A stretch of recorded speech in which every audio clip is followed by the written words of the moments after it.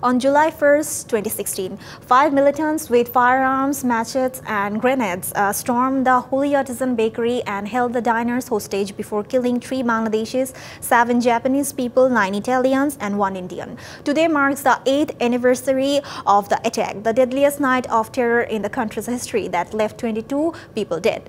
Although 8 years have passed since the horrific militant attack, justice is yet to be finalized for the families of the victims. The High Court bench of Justice Shohidul Karim and Justice M.D. Mustafizur Rahman on October 13, 2023 delivered a verdict in the case filed over the attack, commuting the death sentence of 7 militants to jail sentences until their deaths. But the 8C bench is yet to release the full text of the judgment, which is needed to move any appeal before the Supreme Court.